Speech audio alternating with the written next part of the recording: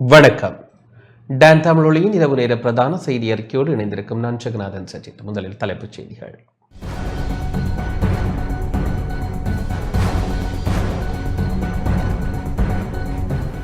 உள்ளூராட்சி மன்ற தேர்தல் சட்டமூலம் தொடர்பான உயர் நீதிமன்றத்தின் தீர்ப்பை சபாநாயகர் அறிவிப்பு.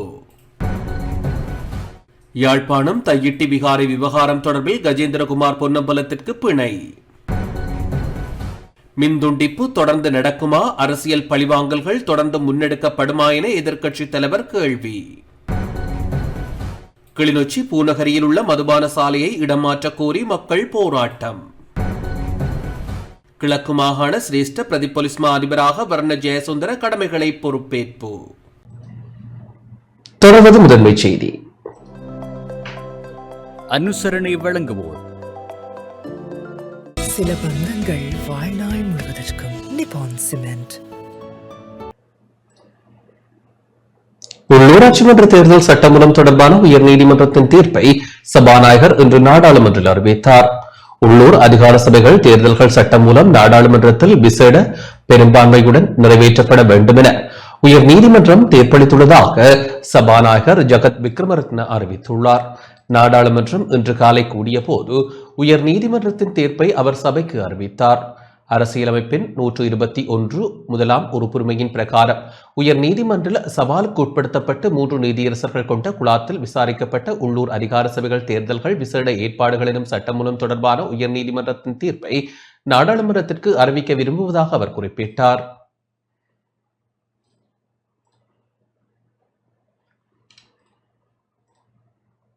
On the bill titled Local Authorities Elections Special Provisions, challenged in the Supreme Court under the Article அரசியலமைப்பின் 121 முதலாம் உறுப்புரையின் பிரகாரம் உயர் நீதிமன்றத்தில் சவாலுக்கு உட்படுத்தப்பட்டு 3 நீதியரசர்கள் கொண்ட குழாத்தினால் விசாரிக்கப்பட்ட உள்ளூர் அதிகார சபைகள் தேர்தல்கள் விசேட ஏற்பாடுகள் எனும் சட்டமூலம் தொடர்பான உயர் நீதிமன்றத்தின் தீர்ப்பை நாடாளுமன்றத்திற்கு அறிவிக்க விரும்புகிறேன்.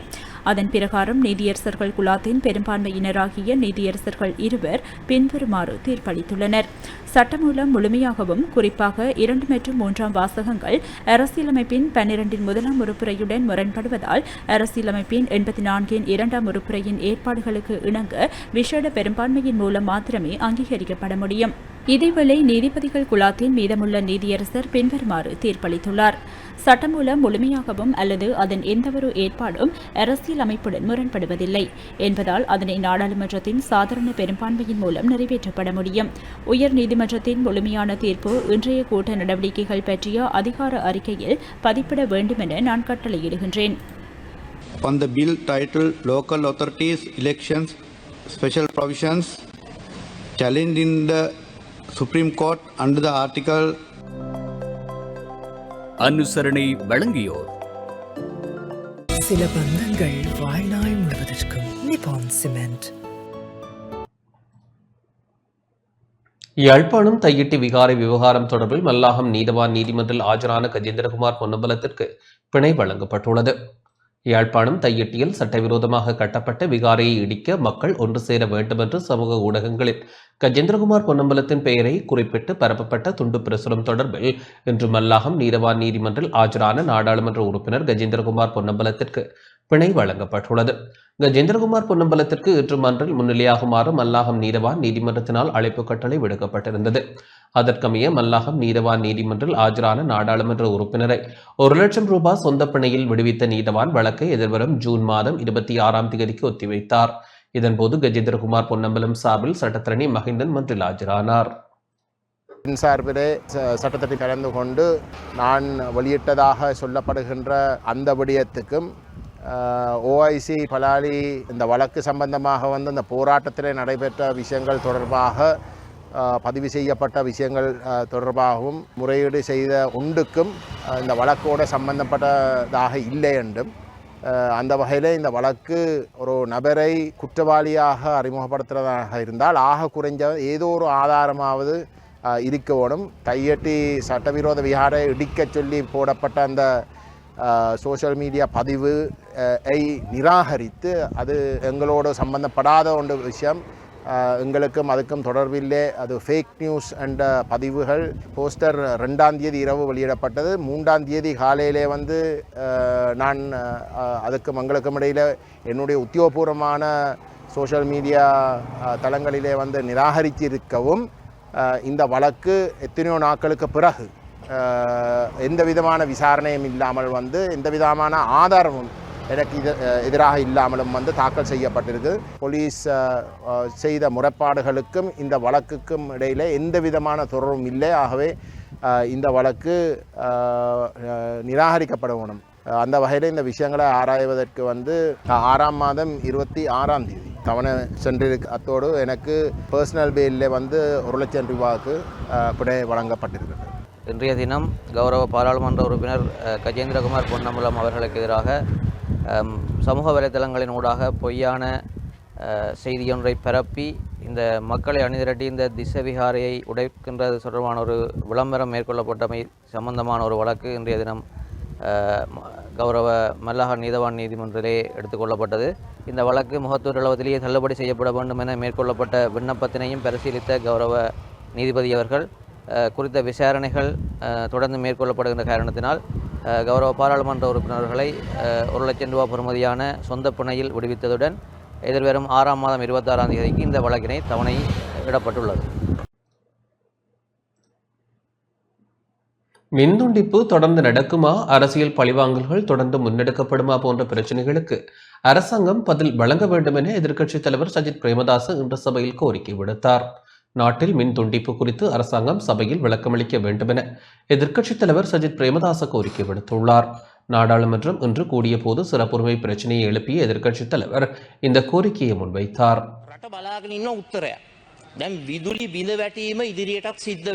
நாடாளுமன்றத்தில் எதிர்க்கட்சி தலைவர் என்ற வகையில் கருத்து தெரிவிக்க சந்தர்ப்பம் தர வேண்டும்.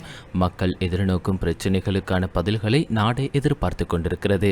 மின் துண்டிப்பு தொடர்ந்து நடக்குமா, அரசியல் பழிவாங்கல்கள் தொடர்ந்து முன்னெடுக்கப்படுமா போன்ற பிரச்சினைகளுக்கு பதில் வழங்கப்பட வேண்டும். மின் துண்டிப்பு குறித்து இந்த சபையில் அமைச்சர் விளக்கம் அளிக்க வேண்டும். பிரதான செயலாளர்கள், மாவட்ட செயலாளர்கள் அரசியல் பழிவாங்கல்களுக்கு ஆளாகி வருகின்றனர். வெளிநாட்டு முதலீட்டாளர்கள் கூட நாட்டை விட்டு வெளியேறி வருகின்றனர்.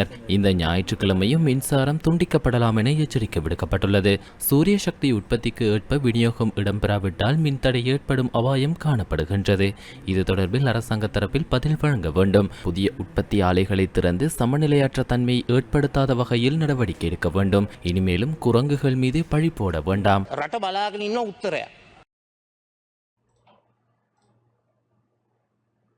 நாடளாவிய ரீதியில் கடந்த 3 தினங்களாக அமலாக்கப்பட்ட தற்காலிக மின்வெட்டு இன்று முதல் அமல்படுத்தப்பட மாட்டாது என மின்சக்தி மற்றும் எரிசக்தி அமைச்சு அறிவித்துள்ளது. நுரைச்சோலை நிலக்கரி மின் நிலையத்தில் உள்ள 3 மின் பிறப்பாக்கிகளில் ஒன்று சரி செய்யப்பட்டு தற்போது தேசிய மின் கட்டமைப்புடன் இணைக்கப்பட்டுள்ள நிலையில் இன்று முதல் மின்வெட்டு அமல்படுத்தப்பட மாட்டாது என அறிவிக்கப்பட்டுள்ளது.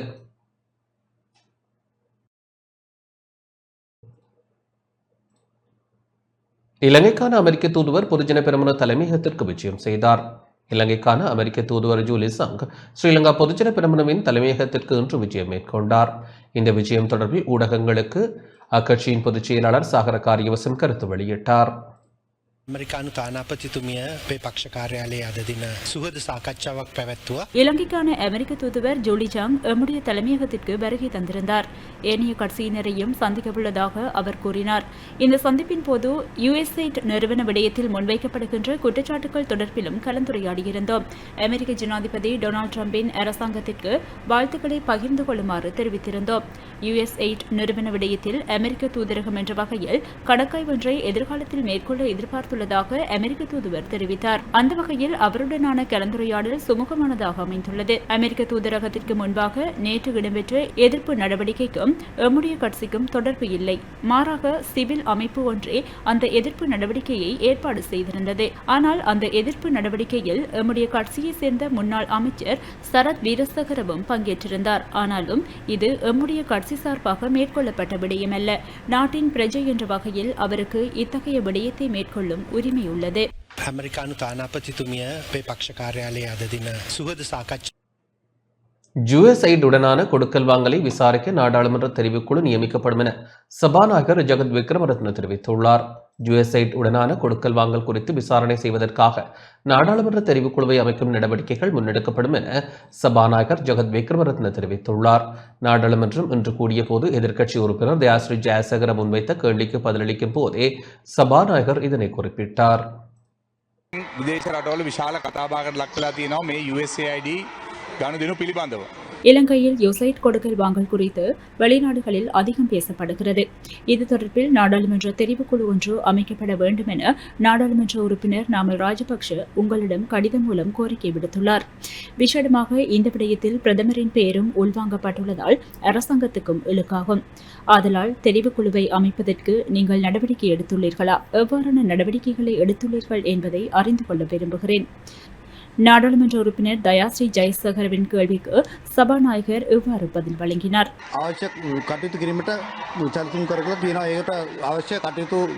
அது தொடர்பில் தேவையான நடவடிக்கைகளை மேற்கொள்வதற்கு ஏற்பாடுகள் செய்யப்பட்டுள்ளன.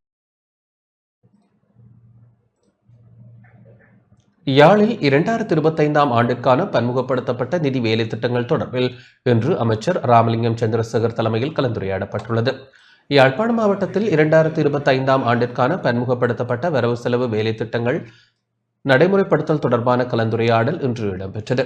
யாழ்ப்பாண மாவட்ட ஒருங்கிணைப்பு குழு கூட்டத்தின் தலைவரும் அமைச்சருமான சந்திரசேகர் தலைமையில் கலந்துரையாடல் இடம்பெற்றது. இக்கூட்டத்தில் நாடாளுமன்ற உறுப்பினர்கள், திணைக்கள தலைவர்கள் என பலர் கலந்து கொண்டனர். இக்கூட்டத்தில் 56 மில்லியன் அபிவிருத்தி குழுவின் மூலமாக முன்னெடுக்கப்பட்டிருக்கின்ற பல்வேறு வேலை திட்டங்கள் இருக்கின்றது. கிராம மட்டத்திலான வேலை திட்டங்கள் இருக்கின்றது, பிரதேச மட்டத்திலான வேலை திட்டங்கள் இருக்கின்றது. அந்த பிரதேச மட்டத்திலான அதுகளுக்கு போதுமான அளவு நிதி ஒதுக்கீடு செய்யப்பட்டிருக்கின்றது. அந்த நிதிகள் சம்பந்தமாகவும் பாராளுமன்ற உறுப்பினர்களோடு கலந்து ஆடுவதற்கே இந்த கூட்டம் இடம்பெற்றது. யாழில் 2025 ஆண்டுக்கான பன்முகப்படுத்தப்பட்ட நிதி வேலை திட்டங்கள் தொடர்பில் இன்று அமைச்சர் ராமலிங்கம் சந்திரசேகர் தலைமையில் கலந்துரையாடப்பட்டுள்ளது. யாழ்ப்பாண மாவட்டத்தில் 2025 ஆண்டிற்கான பன்முகப்படுத்தப்பட்ட வரவு செலவு திட்ட வேலை திட்டங்களை நடைமுறைப்படுத்தல் தொடர்பான கலந்துரையாடல் இன்று இடம்பெற்றது. யாழ்ப்பாண மாவட்ட ஒருங்கிணைப்பு குழு கூட்டத்தின் தலைவரும் அமைச்சருமான சந்திரசேகர் தலைமையில் கலந்துரையாடல் இடம்பெற்றது. இக்கூட்டத்தில் நாடாளுமன்ற உறுப்பினர்கள், திணைக்கள தலைவர்கள் என பலர் கலந்து கொண்டனர். இக்கூட்டத்தில் 56 மில்லியன் ஒதுக்கீட்டின் பகிர்விற்கான முன்மொழிவு, வீதி அபிவிருத்தி, நீர்வளங்கள் மற்றும் சுத்திகரிப்பு, போக்குவரத்து, மின்சாரம் உள்ளிட்ட பல விடயங்கள் தொடர்பாக ஆராயப்பட்டன. இதில் வறுமை கோட்டிற்குட்பட்ட கிராமங்களை தெரிவு செய்து அவர்களுக்கான நிதி ஒதுக்கீடுகள், வீதி புனரமைப்புகள், யாழ்ப்பாணம் போதனா வைத்தியசாலையின் மகப்பேற்று பிரிவை புனரமைத்தல், நிலத்தடி நீர் மாசடைதல், கழிவுகளை மீட்டெடுத்தல், நன்னீர் குடிநீர் திட்டம், சந்தைப்படுத்தல், உட்கட்டமைப்பு, உள்ளூர் கடன் உற்பத்திகள், தேசிய அபிவிருத்தி திட்டமிடல், ஒருங்கிணைந்த கிராமிய சமூக பொருளாதார கட்டமைப்பினை வலுப்படுத்தல் தொடர்பாக விரிவாக கலந்துரையாடப்பட்டது. இந்த கலந்துரையாடலில் தமிழ் தேசிய மக்கள் முன்னணியின் தலைவரும் நாடாளுமன்ற உறுப்பினருமான கஜேந்திரகுமார் பொன்னம்பலம், தேசிய மக்கள் சக்தியின் நாடாளுமன்ற உறுப்பினர்களான வைத்தியர் ஸ்ரீ பவானந்த ராஜா, போரஜீவன், இளங்குமரன், மேலதிக அரச காணி அதிபர் ஸ்ரீ மோகனன், திட்டமிடல் பணிப்பாளர் சுரேந்திரகுமார், வடமாகாண அவைத்தலைவர் சிவிகே சிவஞானம், வடமாகாண ஆளுநரின் செயலாளர் நந்தகோபாலன், பிரதேச செயலாளர்கள், திணைக்கள தலைவர்கள், பிரதேச சபை செயலாளர்கள், பதவி நிலை அதிகாரிகள், உள்ளூராட்சி மன்ற உறுப்பினர்கள் என பலர் கலந்து கொண்டனர். அபிவிருத்தி குழுவின் மூலமாக முன்னெடுக்கப்பட்டிருக்கின்ற பல்வேறு வேலை திட்டங்கள் இருக்கின்றது. கிராம மட்டத்திலான வேலை திட்டங்கள் இருக்கின்றது, பிரதேச மட்டத்திலான வேலை திட்டங்கள் இருக்கின்றது. அந்த பிரதேச மட்டத்திலான அதுகளுக்கு போதுமான அளவு நிதி ஒதுக்கீடு செய்யப்பட்டிருக்கின்றது. அந்த நிதிகள் சம்பந்தமாகவும் பாராளுமன்ற உறுப்பினர்களோடு கலந்து ஆடுவதற்கே இந்த கூட்டம் இடம்பெற்றது. அப்போ அந்த வகையில் அது அனைத்தும் மிகவும் சுமூகமாக பேசி தீர்க்கப்பட்டிருக்கின்றது என்பதை இந்த இடத்தில் நான் குறிப்பிட்டாக வேண்டும். யாழ் மாவட்டத்திற்கு 500 மில்லியன் ரூபாய் ஒதுக்கீடு ஒன்று கிடைத்திருக்கின்றது எங்களுக்கு. அந்த 500 மில்லியன் ரூபாய் ஒதுக்கீடுகளையும் ஏதாவது ஒரு பொது வேலைக்கு ஒரே திட்டத்திற்கு, அது கட்டிடமா அல்லது வீதி புனரமைப்பா என்பதை இந்த ஒருங்கிணைப்பு குழு மூலமாக தீர்மானிக்கப்பட வேண்டும் என்ற முடிவெடுத்திருந்தோம். அதன் போது இவ்விடத்தில் பல முன்மொழிவுகள் எங்களுக்கு கிடைத்திருக்கின்றது. அதில் ஒன்று, யாழ் மாவட்ட வைத்தியசாலைக்கு மகப்பேற்று விடுதி ஒன்றை அமைக்க வேண்டும். அது மிகவும் முக்கியமானதாகவும் கருதப்படுகின்றது. அந்த முன்மொழிவும் எங்களுக்கு கிடைத்திருக்கின்றது. அதே போன்று இன்னொரு விடயமாக, அதாவது இந்த பிரதேசத்தில் யாழ் மாவட்டத்தில் காணப்படுகின்ற பிரதானமான குறைபாடாக காண்கின்ற மலக்கழிவகற்றல் சம்பந்தமான யோசனை முன்மொழிக்கப்பட்டிருக்கின்றது. அதுவும் முக்கியமான விடயமாகவே நாங்கள் பார்க்கின்றோம். அதே போன்று இன்னும் முக்கியமான வீதிகள் புனரமைக்கப்பட இருக்கின்றது. அதே நேரத்தில் மேலும் கிராமங்களுக்கு கூடுதலான உதவிகளை பெற்றுக் கொடுக்க வேண்டியிருக்கின்றது. அவ்வாறான வேலை திட்டங்களையும் முன்னெடுப்பதற்கு நாங்கள் தீர்மானித்திருக்கின்றோம். அதே போன்று யாழ் மக்களுக்கு இன்னும் ஒரு விடயத்தை சொல்லிக்கொள்ள வேண்டும். இது மாத்திரமல்ல, இது பன்முகப்படுத்தப்பட்ட நிதி மாத்திரமே. எல்லா அமைச்சுக்களிலிருந்தும் நேரடியான நிதி ஒதுக்கீடுகள் இருக்கின்றது. அந்த வகையில் நாங்கள் பொதுவாக சொல்லுகின்றது போன்று கூடுதலான கவனம் கிராமங்களுக்கு கூடுதலான நிதி பாய்ச்சல் செய்ய வேண்டும் என்பதில் மாற்று கருத்து இல்லை.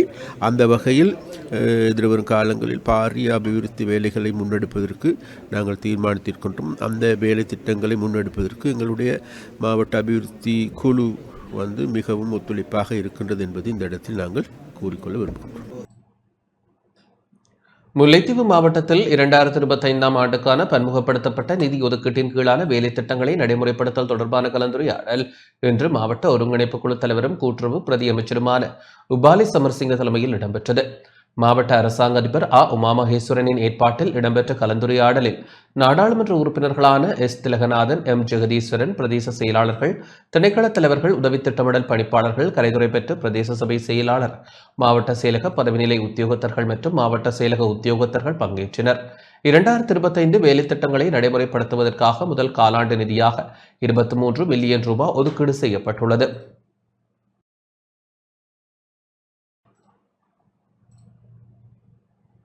கிளிநொச்சி பூநகரியில் உள்ள மதுபான சாலையை இடமாற்ற கோரி மக்கள் போராட்டம் நடத்தியுள்ளனர். கிளிநொச்சி பூநகரி வாடியடி பகுதியில் உள்ள விருந்தினர் விடுதியுடன் கூடிய மதுபான சாலையை இடமாற்ற கோரி இன்று மக்கள் போராட்டம் நடத்தியுள்ளனர். பூநகரி பிரதேச செயலக பிரிவிற்குட்பட்ட A32 பிரதான வீதியில் வாடியடி சந்தி பகுதியில் இயங்கி வரும் விடுதியுடன் கூடிய மதுபான சாலையை இடமாற்ற கோரி பூநகரி பிரதேச செயலகம் முன்பாக இந்த போராட்டம் நடத்தப்பட்டுள்ளது. இதன்போது கோரிக்கை அடங்கிய மகஜர் பூநகரி பிரதேச செயலாளர் அகிலனிடம் கையளிக்கப்பட்டது. ஆஸ்பத்திரி அருகில் இருக்கிற பார் இதால் எங்களோட மக்கள் இதால் பாதிக்கப்படணும். இதில் ஜோதிகள் பாதிக்கப்படணும், பெண்கள் பாதிக்கப்படணும், சிறுவர்கள் பாதிக்கப்படணும், பள்ளிக்கூட மாணவர்கள் பாதிக்கப்படணும். வருங்காலத்து இந்த இளைய பிள்ளைகள் நல்ல ஒரு சமாஜத்தில் நல்ல ஒரு இதாக நடக்கணும்ன்றான். அது பக்கத்தில் விளையாட்டு கழகம் இருக்குது, ஆஸ்பத்திரி இருக்குது, அங்கால கசுப்பண்ணை இருக்குது. அப்படியா நிலைமையில் ஒரு பெண்கள் அதில் வேலை செய்து போட்டு அந்த போகையில்லாத நிலைமையில் இருக்கிறபடியா இதை நாங்கள் போராட்டமாக செய்து நாங்கள் இந்த கடிதங்களை கொண்டு ஒரு அரசு உத்தியோகருக்கோ யாருக்கோ கொடுத்தோம். எங்களுக்கு அந்த முடிவு இன்னும் கிடைக்க இல்லை.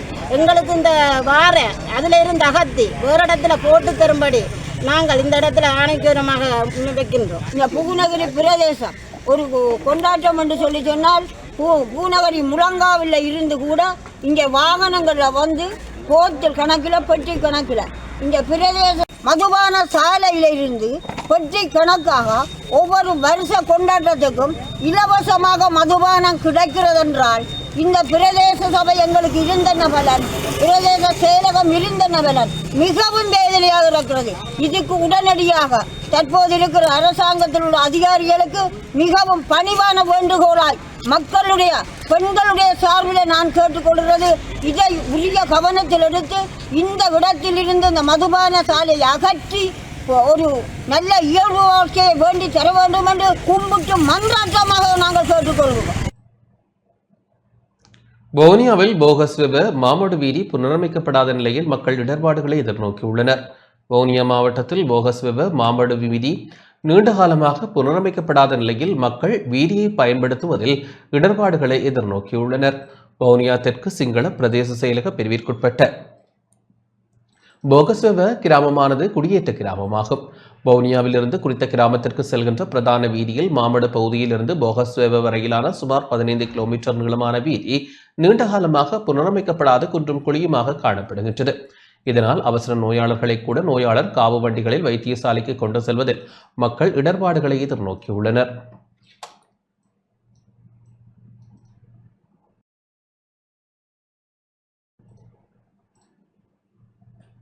கிழக்கு மாகாண சிரேஷ்ட பிரதி போலீஸ் மா அதிபராக வர்ண ஜெயசுந்தர கடமைகளை பொறுப்பேற்றுக் கொண்டார்.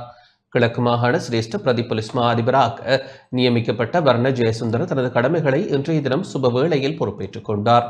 புதிய சிரேஷ்ட பிரதி போலீஸ் மா அதிபருக்கு விசேட அணிவகுப்பு மரியாதையும் அளிக்கப்பட்டது. அணிவகுப்பு மரியாதையை ஏற்றுக்கொண்ட கிழக்கு மாகாண சிரேஷ்ட பிரதி போலீஸ் மா அதிபருக்கு அவரது ஆளுகைக்குட்பட்ட மாவட்டங்களுக்கு பொறுப்பான பிரதி போலீஸ் மா அதிபர்கள் அறிமுகம் செய்து வைக்கப்பட்டனர். மாவட்டங்களுக்கு பொறுப்பான பிரதி போலீஸ் மா அதிபர்களால் போலீஸ் நிலையங்களின் பொறுப்பதிகாரிகள் அறிமுகப்படுத்தி வைக்கப்பட்டனர்.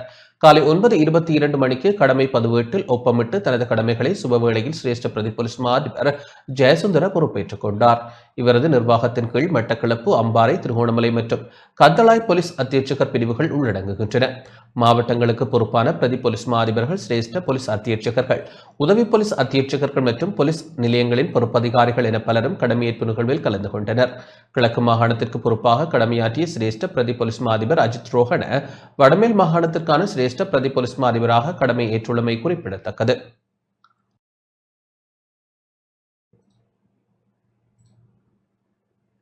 அம்பாறை சம்மாந்துறை நீதவான் நீதிமன்ற நிர்வாக கட்டட திறப்பு நிகழ்வு இன்று இடம்பெற்றது. அம்பாறை சம்மாந்துறை நீதவான் நீதிமன்ற நிர்வாக கட்டட திறப்பு விழா இன்றைய தினம் சம்மாந்துறை நீதிமன்ற நீதவான் டி கருணாகரன் தலைமையில் இடம்பெற்றது. பிரதம அதிதியாக கல்முனை மேல் நீதிமன்ற நீதிபதி ஜெயராம் ட்ரோக்சி கலந்து கொண்டார். புதிய கட்டடம் நாடாவட்டி திறந்து வைக்கப்பட்டதோடு சம்பிரதாய நிகழ்வுகளும் இடம்பெற்றன.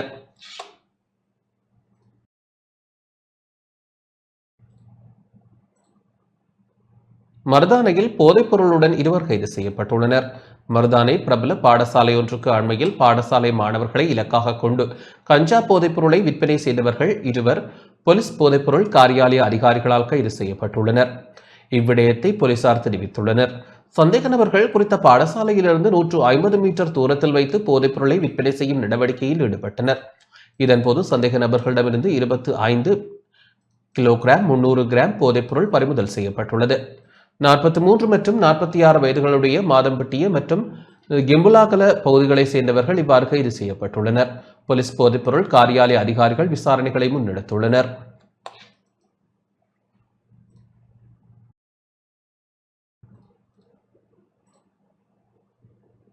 சோளத்துக்கு நிர்ணய விலை தீர்மானிக்கப்பட வேண்டும் என தேசிய விவசாயிகள் ஒற்றுமை அமைப்பு வலியுறுத்தியுள்ளது. விவசாயிகளின் நன்மை கருதி சோளத்திற்கு நிர்ணய விலை தீர்மானிக்கப்பட வேண்டும் என தேசிய விவசாயிகள் ஒற்றுமை அமைப்பு வலியுறுத்தியுள்ளது. கொழும்பில் இன்று இடம்பெற்ற ஊடகவியலாளர் சந்திப்பின் போது அந்த அமைப்பின் தலைவர் அனுராத தென்னகோன் இதனை தெரிவித்தார்.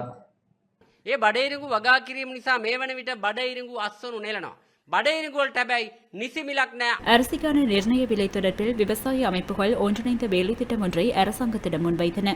இது தொடர்பில் மக்கள் மத்தியில் கருத்தாடல் உருவானது. பெரும்போகத்தில் நெல் உற்பத்தியில் ஈடுபடும் விவசாயிகளுக்கு மேலதிகமாக ஏனைய விவசாயிகள் குறித்தும் கவனம் செலுத்தப்பட வேண்டும். குறிப்பாக சோளத்துக்கு நிர்ணய விலை அவசியமாகும். அனுராதபுரம், பொலனறுவை, அம்பாறை, புத்தளம், குருநாகல் ஆகிய மாவட்டங்களில் அதிகமாக சோளம் பயிரிடப்பட்டுள்ளது. அப்பகுதிகளில் சுமார் 4 லட்சம் ஏக்கர் நிலப்பரப்பில் பயிரிடப்பட்டுள்ளது. சோளத்துக்கு நிர்ணய விலை இல்லாமல் இந்த விவசாயிகள் பாதிக்கப்பட்டுள்ளனர். ஆதலால் இந்த விடயத்தில் அரசாங்கம் நடவடிக்கை எடுக்க வேண்டும்.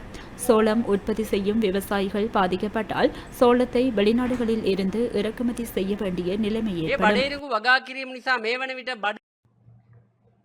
நாமல் ராஜபக்ஷவின் சட்டக்கல்லூரி பரீட்சை விவகாரம் தொடர்பில் குற்றப்புலனாய்வு திணைக்களம் விசாரணைகளை ஆரம்பித்துள்ளது.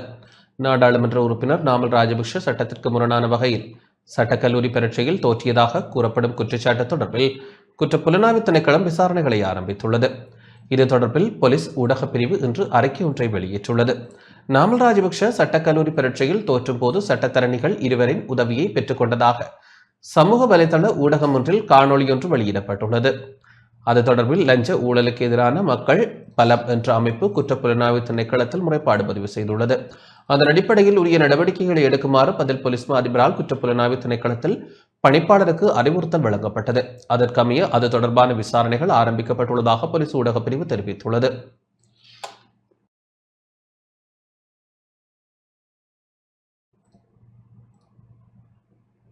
சுகாதார அமைச்சர் நலிந்த ஜெயதிச பல்லேகல ஆயுர்வேத வைத்தியசாலைக்கு விஜயம் செய்தார்.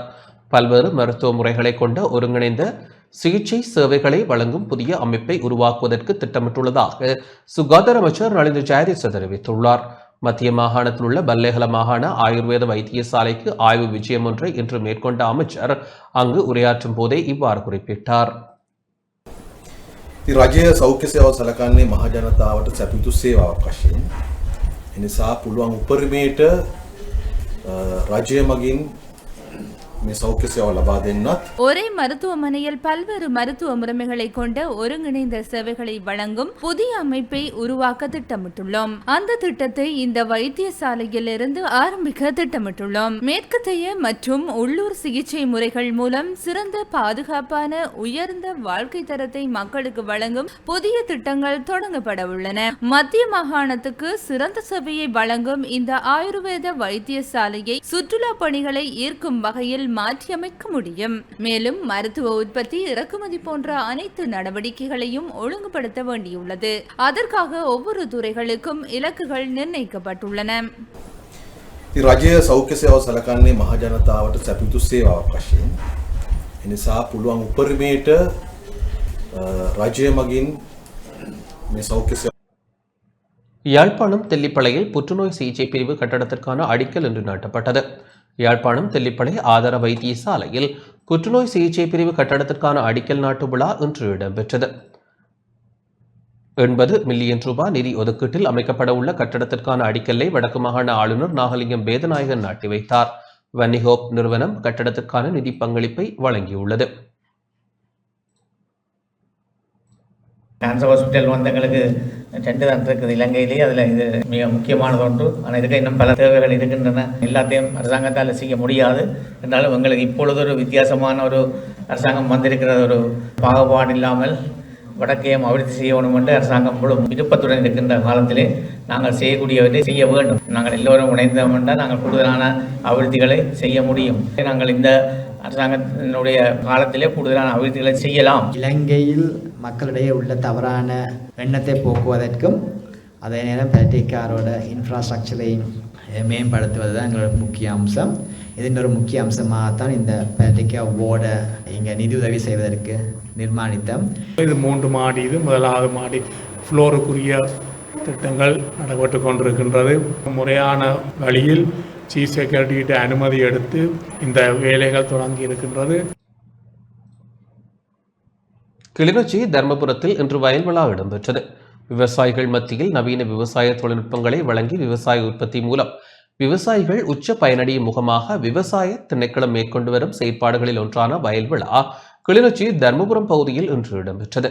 பாராசூட் முறையில் பிஜி 366 வெள்ளையின நெல் நடுகை செய்யப்பட்ட வயல் அறுவடை விழா தர்மபுரம் விவசாய போதனாசிரியர் பிரிவின் தர்மபுரம் கிழக்கு பகுதியில் இடம்பெற்றது. தர்மபுரம் பகுதிக்குரிய விவசாய போதனாசிரியர் க சரண்யா தலைமையில் இடம்பெற்ற நிகழ்வில் மாவட்ட பிரதி மாகாண விவசாய பணிப்பாளர் வி சோதிலட்சுமி, பாடவிதான உத்தியோகத்தர்கள், விவசாய போதனாசிரியர்கள், விவசாயிகள் என பலர் கலந்து கொண்டனர். ஒரு அழகு நிலப்பரப்பில் நாங்கள் உற்பத்தியை கூட்ட வேண்டிய மேம்பாடு எங்களோட திணைக்களத்துக்கு இருக்குது. அந்த வகையில் புதிய தொழில்நுட்பமான பாராசூட் முறை மற்றும் நாட்டு நடுக முறையை விவசாயிகள் மட்டத்தில் நாங்கள் நடைமுறைப்படுத்தி கொண்டு வருகின்றோம். இந்த பாராசூட் முறையோ அல்லது நாட்டு நடுக முறையிலையோ நாங்கள் சேரடித்து தான் அந்த விதைப்புகளை மேற்கொண்டிருக்கிறோம். சேரடிக்கையில் அங்கே பெரும்பாலான களைகள் அங்கே கட்டுப்படுத்தப்படுகிறது. அந்த வீச்சு விதைப்பு முறைகளில் நோய்பீடை தாக்கங்களோட தாக்கம் கூடுதலாக அவதானிக்கப்பட்டிருக்கிறது. அதே நேரம் இந்த டிரான்ஸ்பிளான்டிங்கோ அல்லது பாராசூட் முறையிலையோ சேரடிக்கிறதாலையும் இன்டர்கல்டிவேட்டர் போடுறதாலையும் களை கட்டுப்பாடு ஈஸியாக செய்கிறபடியால் நோய்பீடை தாக்கமோ களை கட்டுப்பாடோ குறைவாக இருக்கின்றது. இந்த முறைகளில் மற்றவையோடு ஒப்பிடும்போது கூடிய விளைச்சலையும் நாங்கள் வேறு இடங்கள்லையும் எதிர்பார்த்து கொண்டிருக்கிறோம். அதே நேரம் இதிலேயும் நாங்கள் கூடிய விளைச்சலை எதிர்பார்த்திருக்கின்றோம். நார்மல் வீசி விதைப்போடு ஒப்பிடும்போது இதில் கூடிய விளைச்சலை நாங்கள் பெற்றுக்கொள்கின்றோம். இந்த புதிய தொழில்நுட்பங்களை விவசாயிகள் கடைப்பிடிக்க வேண்டும் என்ற நோக்கில் நாங்களும் எங்களோட விவசாய திணைக்களமும் அவர்களுக்கு சிறு சிறு உதவிகளை செய்து கொடுத்திருக்கின்றோம். மட்டக்களப்பு மண்முனை மேற்கு ஓனதீவு பிரதேச செயலகத்தின் பொங்கல் விழா பிரதேச செயலாளர் என் சத்யானந்தி தலைமையில் காஞ்சனகுடா மாணிக்க பிள்ளையார் ஆலய முன்றலில் மிக சிறப்பாக இன்று இடம்பெற்றது. பிரதேச செயலக உத்தியோகத்தர்கள் மற்றும் காஞ்சனகுடா கிராம பொது அமைப்புகளும் இணைந்து பொங்கல் விழாவை முன்னெடுத்தன. பாரம்பரிய முறைப்படி வயலில் நெல் அறுவடை இடம்பெற்று விசேட பூஜை வழிபாடுகளுடன் பொங்கல் வைபவம் இடம்பெற்றது. ஆலய முன்றலில் பாரம்பரிய சம்பிரதாய முறையில் கரகம், கூத்து, வயல் அறுவடை, பாடல் உள்ளிட்ட பல கலை நிகழ்வுகளும் இடம்பெற்றன. அம்பாறை அக்கரைப்பற்று மகளிர் அபிவிருத்தி நிலையத்தின் கீழ் செயற்பட்டு வரும் பாலர் பாடசாலைகளில் புதிய மாணவர்களை வரவேற்கும் நிகழ்வும் பொங்கல் விழாவும் இன்று இடம்பெற்றது. புதிய மாணவர்கள் முன்பள்ளியில் கல்வி கற்று வெளியேறிய பழைய மாணவர்களால் வரவேற்கப்பட்டனர். மகளிர் அபிவிருத்தி நிலையத்தின் தலைவி காந்திமதி யோய் தலைமையில் இடம்பெற்ற நிகழ்வில் ஆலேடிவம்பு பிரதேச செயலாளர் ஆர் ரவிராஜ் பிரதம அதிதியாக கலந்து கொண்டார். விசேட அதிதிகளாக திருக்கோவில் வலய அலுவலக உதவி கல்வி பணிப்பாளரும் முன்பள்ளி பிள்ளை அபிவிருத்தி உத்தியோகத்தருமான எஸ் விவேகானந்த ராஜா மற்றும் அம்பாறை மாவட்ட பாலர் பாடசாலை கல்வி பணியமக முகாமைத்துவ உதவியாளர் பி மோகனதாஸ் உட்பட பலர் கலந்து கொண்டனர்.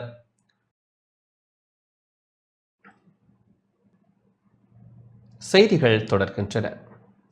முல்லைத்தீவு முன்பள்ளி ஆசிரியர்களுக்கும் நாடாளுமன்ற உறுப்பினர் து. ரவிகரனுக்கும் இடையில் சந்திப்பு இடம்பெற்றுள்ளது. முல்லைத்தீவு முன்பள்ளி ஆசிரியர்களின் நிர்வாகத்தினருக்கும் வன்னி மாவட்ட நாடாளுமன்ற உறுப்பினர் துரைராசா ரவிகரனுக்கும் இடையில் சந்திப்பு இடம்பெற்றுள்ளது.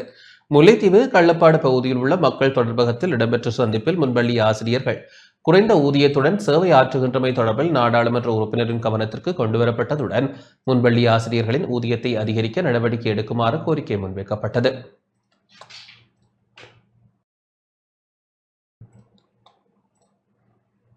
மன்னார் மென்ஸ் காலேஜின் பரிசளிப்பு விழா நேற்று இடம்பெற்றது.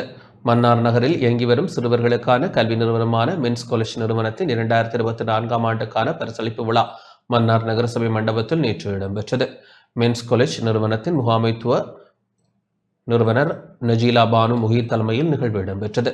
நிகழ்வில் பிரதம விருந்தினராக மன்னார் மாவட்ட செயலக திட்டமிடல் பணிப்பாளர் சட்டத்திரணி எஜ்ஹாலிம்தி, கௌரவ விருந்தினராக மன்னார் வலய கல்வி அலுவலக பணிமனையின் ஆசிரிய ஆலோசகர் MR ஃபிரிட்ஸ், டயஸ் சிறப்பு விருந்தினர்களாக காக்கையன்குளம் முஸ்லிம் மத்திய மகா வித்தியாலய அதிபர் MMM அஸ்வர், தலைமன்னார் பியர் மகா வித்தியாலய அதிபர் SHM ஜிகார் ஆகியோர் கலந்து கொண்டனர்.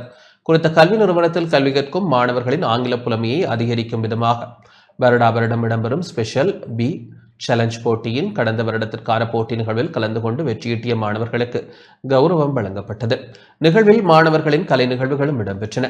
பெற்றோர்கள், மாணவர்கள் என பலர் நிகழ்வில் கலந்து கொண்டனர்.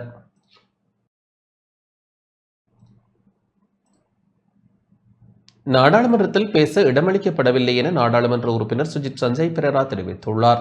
நாட்டு மக்கள் எதிர்கொள்ளும் பிரச்சினைகள் தொடர்பில் பேசுவதற்கு வாய்ப்பளிக்கப்படாமைக்கு எதிர்ப்பை தெரிவித்துக் கொள்ள விரும்புவதாக நாடாளுமன்ற உறுப்பினர் சுஜித் சஞ்சய் பெரேரா தெரிவித்துள்ளார். கொழும்பில் இன்று இடம்பெற்ற ஊடக சந்திப்பில் அவர் இதனை குறிப்பிட்டார். මොකද මේ රටේ කොතෙකුත් ප්‍රශ්න තියෙනවා, දැවෙන ප්‍රශ්න තියෙනවා.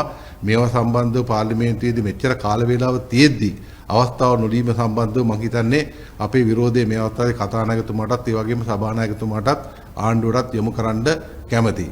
நாடாளுமன்றத்தின் விசேட அமர்வை இன்று நடாத்த நடவடிக்கை எடுக்கப்பட்டது. அதன்போது உள்ளூராட்சி மன்ற தேர்தல் குறித்த தீர்மானத்தின் உத்தரவு சபாநாயகரினால் சபையில் அறிவிக்கப்பட்டது. அதனைத் தொடர்ந்து நாடாளுமன்ற அமர்வு 20 நிமிடங்களேனும் இடம்பெறவில்லை. எதிர்க்கட்சித் தலைவர் சஜித் பிரேமதாச நாட்டு மக்கள் நாளுக்கு நாள் எதிர்கொள்ளும் பிரச்சினைகள் தொடர்பில் கேள்வி எழுப்பியிருந்தார். கோடிக்கணக்கிலான பணம் செலவிலேயே நாடாளுமன்றம் கூடியது. ஆகவே இந்த தருணத்தில் மக்களை நெருக்கடிக்குள் தள்ளியுள்ள மின்வெட்டு தொடர்பில் அமைச்சர் கருத்து தெரிவிக்க வேண்டும் என்ற கோரிக்கையை முன்வைத்திருந்தார். ஆனால் அமைச்சர் அதற்கு பதிலை வழங்கவும் இல்லை. அதற்கான பதிலை வழங்கும் வாய்ப்பு சபை முதல்வரால் வழங்கப்படவில்லை என்பதையும் கருத்தில் கொள்ள வேண்டும்.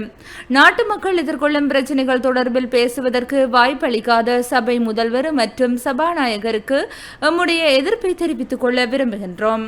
இது අපි දන්නවා මේ රටේ වැදගත් ප්‍රශ්න ගණනාවක් තියෙනවා. மட்டக்களப்பு காத்தான்குடி கடற்கரை வீதியினை காப்பேட் வீதியாக அமைக்கும் அபிவிருத்தி வேலைகள் ஆரம்பிக்கப்பட்டுள்ளன. மட்டக்களப்பு காத்தான்குடி கடற்கரை வீதியை காப்பேட் வீதியாக மாற்றியமைக்கும் பணிகள் மீண்டும் ஆரம்பிக்கப்பட்டுள்ளன.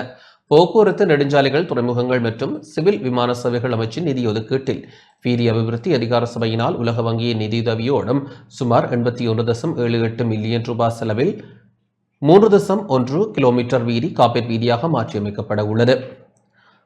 டீன் வீதியினூடாக பிரதான வீதி வரை காப்பேட் வீதி அமைப்பதற்குரிய பணிகளுக்காக 10 மாதங்கள் இத்திட்டத்திற்காக செலவிடப்பட உள்ளதாக வீதி அபிவிருத்தி அதிகார சபை தெரிவித்துள்ளது.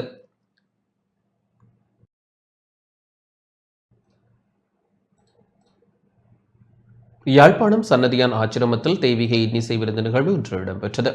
யாழ்ப்பாணம் வடமராட்சி தொண்டைமனாறு சன்னதியான் ஆச்சிரம சைவக்கலை பண்பாட்டு பேரவையின் ஏற்பாட்டில் வாராந்தம் நடத்தப்படும் தெய்வீக இன்னிசை விருந்து நிகழ்வு இன்றும் இடம்பெற்றது. சன்னதியான் ஆச்சிரம முதல்வர் சாதனை தமிழன் மோகனதாஸ் சுவாமிகள் தலைமையில் இடம்பெற்ற நிகழ்வில் ராமநாதன் நுண்கலை கல்லூரியின் அரங்காற்றுகை மாணவி செல்வி உதயகுமார் ஷாலினியின் இன்னிசை கச்சேரி இடம்பெற்றது. ஹார்மோனியம் இசையை இசைக்கலாமணி நடேசு செல்வச்சந்திரனும், மிருதங்க இசையை கலாவித்தகர் க சிவகுமாரும், தபேலா இசையை வித்துவான் பிரபாவும் வழங்கினர். இதன்போது பல லட்சம் ரூபாய் பெறுமதியான உதவிகளும் வழங்கி வைக்கப்பட்டன. வடமராட்சி கிழக்கு பிரதேச செயலகத்தின் கோரிக்கைக்கு அமைவாக கிராம மட்ட சிறுவர் விளையாட்டு நிகழ்வுகளுக்காக 50,000 ரூபாய் பெறுமதியான பரிசுப் பொருட்கள் வழங்கி வைக்கப்பட்டன.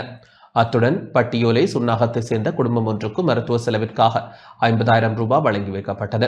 இதேவேளை கடந்த 9ஆம் தேதி அம்பாறை, திருக்கோவில், விநாயகபுரம் ஆகிய கிராமங்களில் தெரிவு செய்யப்பட்ட 100 குடும்பங்களுக்கு 3 லட்சம் ரூபாய் பெறுமதியான அத்தியாவசிய உணவுப் பொருட்கள் வழங்கி வைக்கப்பட்டன.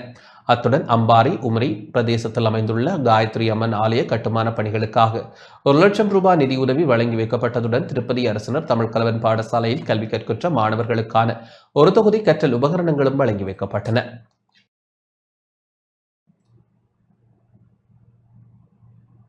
கிளிநொச்சி கண்டாவளை பிரதேச செயலக மகளிர் அபிவிருத்தி நிலையத்தின் மனைப்பொருளியல் கண்காட்சி இன்று இடம்பெற்றது. வடமாகாண கிராம அபிவிருத்தி திணைக்களத்தின் அரசு நடையுடன் கிளிநொச்சி கண்டாவளை பிரதேச செயலக மகளிர் அபிவிருத்தி நிலையத்தின் மனைப்பொருளியல் கண்காட்சி விசுவமடு மத்திய சமூக நிலையத்தில் இன்று இடம்பெற்றது. மனைப்பொருளியல் பயிற்சி பெறுபவர்களின் ஆக்கங்கள் காட்சிப்படுத்தப்பட்டன.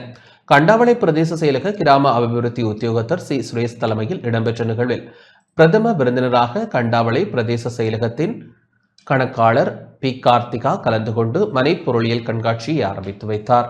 நிகழ்வில் கிராம அபிவிருத்தி திணைக்களத்தின் நிர்வாக உத்தியோகத்தர் சி சுமதி, மாவட்ட கிராம அபிவிருத்தி உத்தியோகத்தர் எஸ் உமபாலன், பிரதி திட்டமிடல் பணிப்பாளர் பி அமலராசா, கண்டாவளை நிர்வாக உத்தியோகத்தர் பி ஸ்ரேகா, கண்டாவளை கிராம அலுவலர் ச சந்திரன் உள்ளிட்ட பலர் கலந்து கொண்டனர்.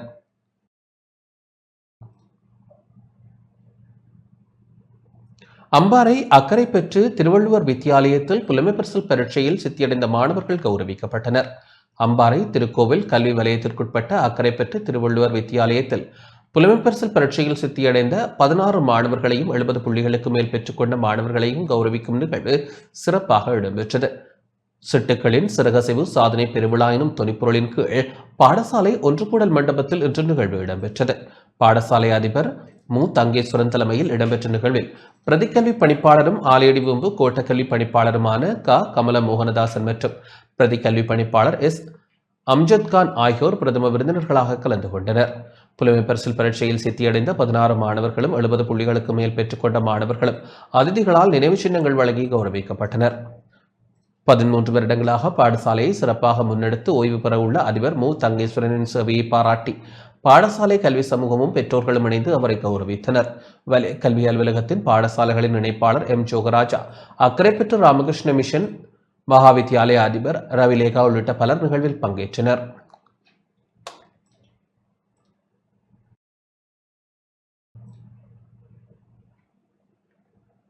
மட்டக்களப்பு காத்தான்குடி மகாவித்யாலயத்தில் கிளீன் ஸ்ரீலங்கா வேலை திட்டத்தின் கீழ் விழிப்புணர்வு வீதி நாடகம் இடம்பெற்றது. மட்டக்களப்பு காத்தான்குடி சுகதா வித்தியாலயத்தில் கிளீன் ஸ்ரீலங்கா வேலை திட்டத்தின் கீழ் பாடசாலை மாணவர்களுக்கான விழிப்புணர்வு வீதி நாடகம் இன்று காத்தான்குடி சுகாதார வைத்திய அதிகாரி அலுவலகத்திற்கு முன்பாக இடம்பெற்றது. சூழலை சுத்தமாக வைத்திருத்தல், திண்ம கழிவகற்றல் தொடர்பான விழிப்புணர்வு தகவல்களும் மாணவர்களுக்கு வழங்கப்பட்டன. பாடசாலை அதிபர் முனீர் தலைமையில் இடம்பெற்ற நிகழ்வில் பொது சுகாதார பரிசோதகர்கள், சுகாதார அலுவலக அதிகாரிகள், பாடசாலை ஆசிரியர்கள் என பலர் கலந்து கொண்டனர்.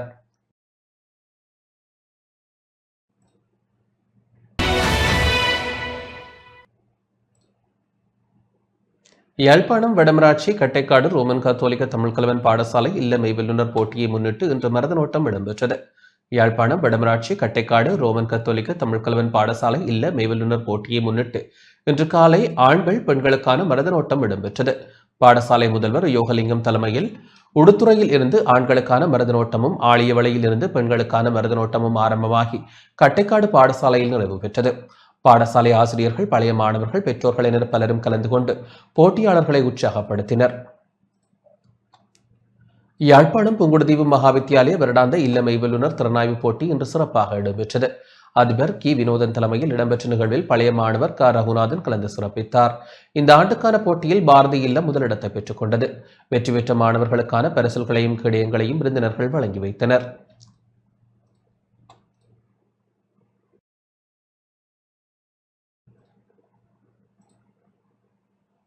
மன்னார் புனித சவேரியார் ஆண்கள் தேசிய பாடசாலையின் 2025 ஆண்டுக்கான வருடாந்த இல்லமை வல்லுநர் விளையாட்டுப் போட்டி நேற்று பாடசாலை முதல்வர் அருட் சகோதரன் சந்தியாகு தலைமையில் பாடசாலை மைதானத்தில் இடம்பெற்றது. பிரதம விருந்தினராக வடமாகாண பிரதம செயலாளர் எல் இளங்கோவனம், கௌரவ விருந்தினராக மன்னார் வலயக்கல்வி பணிப்பாளர் டி தேவராஜும், விசேட விருந்தினர்களாக மன்னார் போலீஸ் அத்தியட்சகர் சந்திரபால, உதவி கல்வி பணிப்பாளர் ஞானராஜும் கலந்து சிறப்பித்தனர். பாடசாலையின் கடந்த மாதங்களில் நடைபெற்ற விளையாட்டுப் போட்டிகளின் இறுதி நிகழ்வுகள் இடம்பெற்றதுடன் பழைய மாணவர்கள் ஆசிரியர்களுக்கான போட்டி நிகழ்ச்சிகளும் இடம்பெற்றன. மன்னார் தள்ளாடி இராணுவத்தினரால் அண்மையில் நடத்தப்பட்ட பேண்ட் இசை போட்டியில் வெற்றியீட்டிய மாணவர்களின் இசை அணிவகுப்பு நிகழ்வு, மாணவர்களின் பல்வேறு கலை நிகழ்வுகள் இடம்பெற்றன. தொடர்ந்து இப்போட்டிகளில் வெற்றியீட்டிய மாணவர்களுக்கு பரிசளிப்பு நிகழ்வும் இடம்பெற்றது.